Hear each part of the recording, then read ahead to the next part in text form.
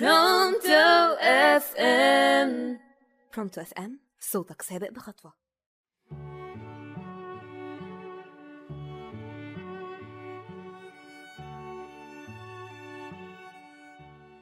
صباح الفل، صباح كل حاجة حلوة. معاكم لمياء زهران في برنامج دماغ تانية على راديو برونتو، صوتك سابق بخطوة. موضوع حلقتنا النهاردة يناسبنا كلنا، شباب، ستات، رجالة، حاجة كده تمس الجميع، وهو طوق نجاة. كتير من الناس بتسأل إيه هو طوق النجاة اللي هيوصلني لشط الأمان؟ في البداية كلنا عارفين إن كل الأديان بتدعو للخير وإدخال السرور على الغير ومساعدة الآخرين، اللي هي أعظم أبواب الخير. تعالوا سريعاً نعرف شوية أعمال بنعملها وبصورة تلقائية ولكنها إيجابية، زي مساعدة الجار أو الصديق، أو مساعدة حد محتاج أعرفه أو حتى معرفوش، وممكن تشجيع طفل يتيم على المذاكرة، وممكن تعليم حد حرفة تفيده. حاجات كتيرة جداً جداً. والجديد بقى إن في شباب كتير بيساعدوا كبار السن على تعليم التكنولوجيا اللي بقت أمر واقع، وعشان كبار السن علاقتهم بالتكنولوجيا شبه معدومة، وده طبعاً أمر إيجابي وعجبني جداً. بس عايزة أطلب منهم طلب صغير، يطولوا بالهم عليهم شوية، لأن في فرق سرعات. كل الأعمال دي بتدل على رقة قلب الشخص وأخلاقه الكريمة، وإنه بيشعر بناس عندهم مشاكل وربنا عطاه القدرة واختاره إنه يساعدهم. وتكون كل الأعمال دي سبب في عشرات الدعوات اللي ترفع إلى الله، لأنها دخلت الفرحة في قلوبهم رغم بساطتها، وإنها في النهاية شيء إيجابي. بس لازم تكون نيتنا خالصة وقلبنا صادق، وكله في ميزان حسناتنا، وممكن تكون طوق نجاة.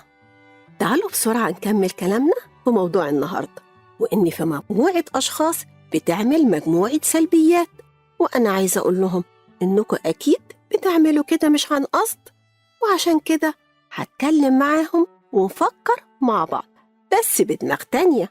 السلبية الأولى هي في ناس عايشة بمبدأ خيراً تعمل شراً تلقى، يعني مشغولين بنفسهم ومش بيساعدوا حد، لأنهم شايفين إنها مش بتعود عليهم بالخير ولا بالنفع. طب نصحح المبدأ ونقول لهم خيراً تعمل ستراً تلقى، وأجراً ومخرجاً تلقى. هو أكيد في ناس ممكن تنسى معروفكم، عندك حق، لكن ربنا مش بينسى وهيعوضك عن كل لحظة تعب أو مال صرفته. بص لها إنها فرصة من رب العباد بعتها لك عشان تزود حسناتك، ويمكن تكون طوق نجاة. السلبية التانية، في ناس عايشة على مبدأ الفرجة، شيء ما يخصنيش، ماليش دعوة، ودي منتشرة جدا في المدن الكبيرة. كل واحد في حاله، ما حدش ليه دعوة بحد. تعالوا أقول لكم بسرعة، ساعد تتساعد. اوعى تحسب نفسك كريم لما تعطي أي بني آدم، بص لها بشكل تاني، إن محتاج بيعطي محتاج، فحاجة الشخص عندك وحاجتك أنت عند الله، واللي عند الله عمره ما هيضيع، وممكن تكون طوق نجاة. وعلى فكرة الدراسات بتقول إن الجسم بيستهلك طاقة مكبوتة عنده مساعدة الناس، وبتتولد عنده طاقة إيجابية، وده بيقلل التوتر. بلاش تتردد وخرج طاقة الخير اللي جواك. فالمساعدة مش لازم تكون مادية، ممكن معنوية، يعني نبقوا سند لبعض. انتم عارفين إن في ناس بتيجي على هيئة فرح وسرور، بيسعدوك بأبسط الأمور، وبيفضل جميلهم دايما في القلب. يا رب نكون كلنا منهم، قولوا آمين. وإحنا لسه الصبح والنور بينور، انوي الخير طالما إنك بخير، وممكن نعمله بابتسامة أو تحية طالعة من القلب، أو حتى رسالة أو مكالمة تليفون.